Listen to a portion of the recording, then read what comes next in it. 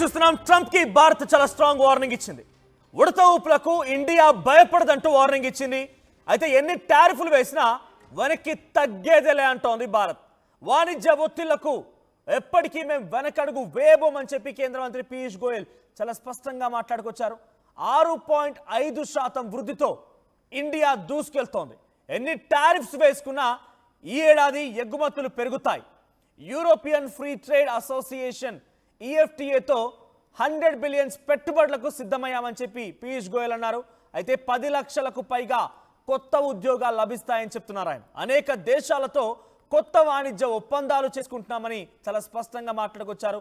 ఒకసారి పీయూష్ గోయల్ ఏం మాట్లాడారో చూద్దాం. ఆ తర్వాత మరింతగా అసలు భారత ఉద్దేశం ఏంటి, ట్రంప్ ఎందుకు ఇంత దుశ్చర్యలకు పాల్పడుతున్నారో మాట్లాడదాం.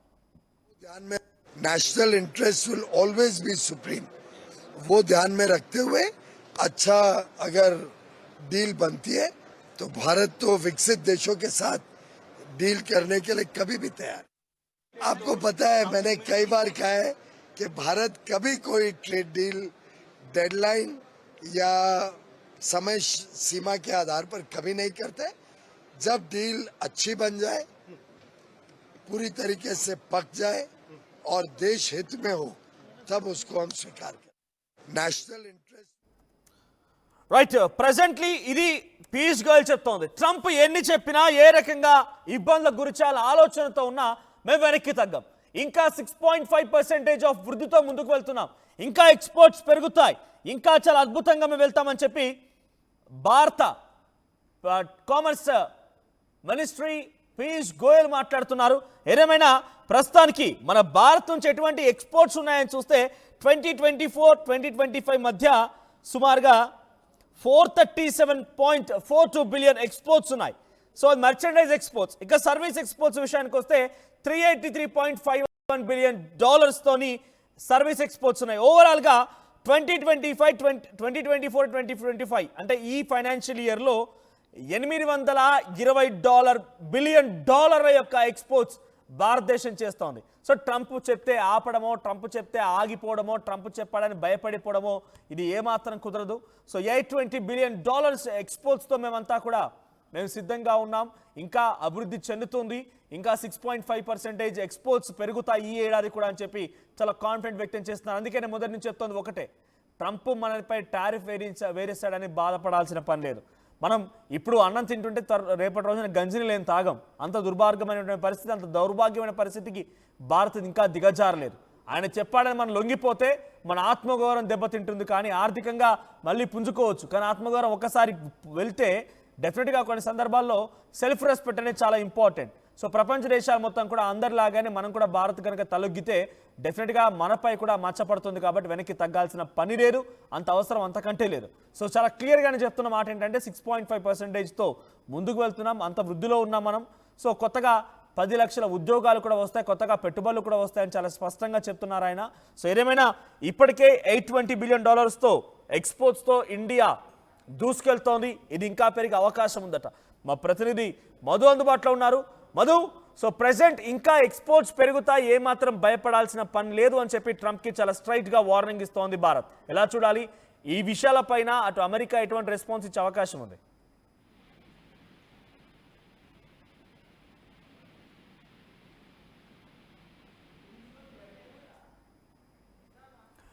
రైట్. టారిఫ్లు పెంచాడని బాధపడకండి. టారిఫ్లు పెంచితే ఇది అమెరికాకే దెబ్బ, అమెరికాకి పెను ముప్పు. అక్కడ తిండి తిప్పలు మాని ఇన్ఫ్లేషన్ స్టార్ట్ అయిపోయింది. కనీసం ఆహారం కూడా దొరికిన పరిస్థితి డెఫినెట్గా తలెత్తబోతుంది. బికాజ్ ఇండియా అనేది ఒక రకంగా చెప్పాలంటే ఫుడ్కి ఒక నిలువెత్తు రూపం. సో అటువంటి ప్రొడక్షన్ మొత్తం మన దగ్గర జరుగుతూ ఉంటాయి. అది రైస్ కానివ్వండి, ఫ్రూట్స్ కానివ్వండి, ప్రతిదీ కూడా India is the highest export of food.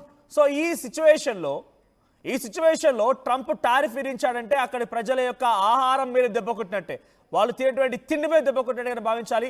మా ప్రతినిధి మధు అందుబాటులోకి వచ్చారు. మధు, సో ప్రెసెంట్ టారిఫ్లు విధించాడని బాధపడకండి, మనకు ఇంకా వృద్ధి రేటు పెరుగుతోంది, అంటే ఇంకా ఎక్స్పోర్ట్స్ పర్సంటేజ్ పెరుగుతోంది, రానున్న రోజుల్లో కొత్త ఉద్యోగాలు కూడా వస్తాయని చెప్పి పీయూష్ గోయల్ మాట్లాడుతున్నారు. ఇలా చూడాలి. ఎగ్జాక్ట్లీ, అంటే 50% టారిఫ్స్ విధించడం పైన భారత్ కూడా ధీటుగానే రెస్పాండ్ అవుతా ఉంది. ఇంకా ఇతర దేశాలతో ఒప్పందాలు చేసుకుంటున్నాము. కొత్తగా 10 లక్షల ఉద్యోగాలు వస్తాయి, పెద్దగా ఇబ్బంది ఏం లేదు. అనేక దేశాలతో చేసుకుంటున్నటువంటి ఒప్పందాలతో ఇంకా అభివృద్ధి చెందుతుంది. ఆల్రెడీ 6.5 వృద్ధితో భారత్ ముందుకు తీసుకెళ్తా ఉంది ఆర్థికంగా. ఫ్యూచర్ లో మరింత ఆర్థిక అభివృద్ధి సాధించేటువంటి దిశగా అడుగులు వేస్తా ఉంది. ట్రంప్ చెప్తున్నట్టుగా అలాంటి సిచ్యువేషన్ లేదు, ఆర్థిక పరిస్థితులు అంత దిగజారు ఏం లేవు భారత్ లో. ఇంకోటి, ఇప్పుడు టారిఫ్స్ పెంచినా ఇంకా ఉత్పత్తి పెంచి ఎగుమతులు ఇంకా పెంచే ప్రయత్నమే చేస్తాం తప్ప భయపడేది లేదంటూ స్టేట్మెంట్ చేశారు. నిజంగా భారత్ కూడా దీనికి సంబంధించినటువంటి వ్యూహాత్మకంగానే ముందుకు వెళ్తా ఉంది. అంత ఈజీ కాదు కాబట్టి అనేక అంశాలపైన భారం పడేటువంటి అవకాశం ఉంది. కాబట్టి అమెరికాను కూడా ఒత్తిడికి లోను చేసేటువంటి కార్యక్రమాలపైన భారత్ దృష్టి పెడుతున్నట్టుగా తెలుస్తా ఉంది. ఆల్రెడీ అజిత్ దోవాల్ రష్యా పర్యటన, తర్వాత త్వరలో మోదీ చైనా పర్యటన, ఇలా అన్ని కార్యక్రమాలకు మరికొన్ని రోజుల్లోనే రష్యా అధ్యక్షుడు వ్లాదిమిర్ పుతిన్ భారత్ పర్యటన కావచ్చు, అన్ని దేశాలతో సత్సంబంధాలు కొనసాగిస్తూ ముందుకు వెళ్ళాలని ఆలోచన చేస్తుంది. వాణిజ్యపరమైనటువంటి అంశాలపైన భారత్ ఎక్కువగా ఫోకస్ చేస్తా ఉంది. కేవలం అమెరికా విధించేటువంటి పన్నులపైన ఆధారపడకుండా, వాటి భారానికి భయపడకుండా ఇంకా ఇతర మార్గాలను ఎంచుకునేటువంటి ప్రయత్నం అయితే భారత్ చేస్తున్నట్టుగా చాలా స్పష్టంగా కనిపిస్తా ఉంది. ప్రస్తుతం ఆల్రెడీ రాజ్నాథ్ సింగ్ అమెరికా పర్యటనను కూడా రద్దు చేసుకున్నారు. యుద్ధ విమానాలకు సంబంధించినటువంటి అమెరికా నుంచి కొనుగోలు చేసుకోవాలనుకున్న యుద్ధ విమానాలకు సంబంధించినటువంటి కాంబాట్, తర్వాత ట్యాంకర్ విధ్వంసానికి సంబంధించినటువంటి ఇంకా మరికొన్ని మిజైల్స్, కొన్ని నౌకాదళానికి సంబంధించినటువంటి బోయింగ్ విమానాలను, వీటన్నిటిని కొనుగోలు చేయాలనేటువంటి దానిపైన ఆలోచనలతో అక్కడికి వెళ్లాల్సి ఉండే, అధికారికంగా అక్కడి నుంచి ప్రకటన చేయాల్సి ఉండే, కానీ ఆ పర్యటనను రద్దు చేసుకున్నారు అనూహ్యంగా రాజ్నాథ్ సింగ్. సో భారత్ నుంచి అమెరికా పైన కూడా ఒత్తిడి పెంచేటువంటి కార్యక్రమానికి రంగం సిద్ధమవుతా ఉంది. నెతన్యాహు ఇజ్రాయెల్ ప్రధాని కూడా మాట్లాడారు. సో ఆయన భారత్ కు మద్దతు తెలుపుతూనే ట్రంప్ ను ఎలా దారికి తెచ్చుకోవాలో ఐడియాలు ఉన్నాయో చెప్తానంటూ స్టేట్మెంట్ చేస్తూనే మరొక కీలక ప్రకటన చేశారు. అమెరికాకు కడుపులో మంట రేగేలాంటి ఒక మాట మాట్లాడారు. మా దగ్గర ఉన్నటువంటి డిఫెన్స్ సిస్టమ్ కు సంబంధించినటువంటి అన్ని ఆయుధాలను భారత్ కు అమ్మడానికి ఇజ్రాయెల్ సిద్ధంగా ఉంది అంటూ స్టేట్మెంట్ చేశారు. సో అన్ని రకాలుగా భారత్ సత్సంబంధాలు కొనసాగిస్తుంది కాబట్టి త్వరలోనే ఒత్తిడి పెరిగే అవకాశం ఉంది ఈ అమెరికాకి సంబంధించిన అంశం పైన. ట్రంప్ మాత్రం సచ్చే మీరా అంటున్నారు. ఎట్టి పరిస్థితుల్లో రష్యా నుంచి ఆయిల్ కొనుగోళ్లను నిలిపివేస్తేనే భారత్ తో వాణిజ్యపరమైనటువంటి ఒప్పందాలు ఉంటాయి, అప్పటి వరకు ఉండవు అనేటువంటి స్టేట్మెంట్ చేస్తున్నారు. కాబట్టి భారత్ కూడా అదే ధీటుగా ముందుకు వెళ్లే అవకాశం చాలా స్పష్టంగా కనిపిస్తా ఉంది. రైట్ మధు, సో చాలా క్లియర్ గా భారత్ పైన టారిఫ్ విధిస్తున్నారు కాబట్టి ఆ టారిఫ్ తో మీరు బాధపడకండి, we have very much capable of doing more exports అని చెప్పి అంటున్నారు పీయూష్ గోయల్. మనం ఇంకా చాలా క్యాపబుల్ గా ఉన్నాం, ఇంకా చాలా అద్భుతంగా ఎక్స్పోర్ట్ చేయగలుగుతాం అనేటువంటి మాటని పీయూష్ గోయల్ మాట్లాడుతున్నారు. ఇప్పటికే 6.5% వృద్ధితో ముందుకు వెళ్తున్నాం. రాను రోజుల్లో మరింతగా మనం వాణిజ్యపరంగా ముందుకు వెళ్తాం. అమెరికా మనపై ఒత్తిడి తెచ్చిందనంటే ఇక్కడ కొరివితో తలగొక్కున్నట్టే ట్రంప్కే ఎఫెక్ట్ పడుతుంది, కానీ మనకు ఏం కాదు అంటున్నారు ఆయన. సో 10 లక్షల కొత్త ఉద్యోగాలు కూడా వస్తాయని చెప్పి ఇటువంటి మాటని భారత కేంద్ర మంత్రి ప్రస్తుతానికి పీయూష్ గోయల్ మాట్లాడుతున్నారు. ఒకసారి ఆయన ఏం మాట్లాడారో చూద్దాం. సో మరీ ముఖ్యంగా డొనాల్డ్ ట్రంప్ యొక్క వ్యవహార శైలికి భారత్ ఇచ్చే కౌంటర్ కరెక్టేనా? మీ అభిప్రాయం ఏంటి? డొనాల్డ్ ట్రంప్ వ్యవహార శైలి పైన మీ అభిప్రాయాన్ని కామెంట్ చేసే ప్రయత్నం చేయండి. National interest will always be supreme, वो ध्यान में रखते हुए अच्छा अगर डील बनती है तो भारत तो विकसित देशों के साथ डील करने के लिए कभी भी तैयार।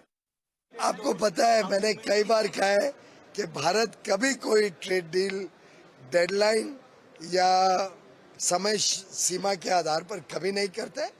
जब डील अच्छी बन जाए, पूरी तरीके से पक जाए और देश हित में हो, तब उसको हम स्वीकार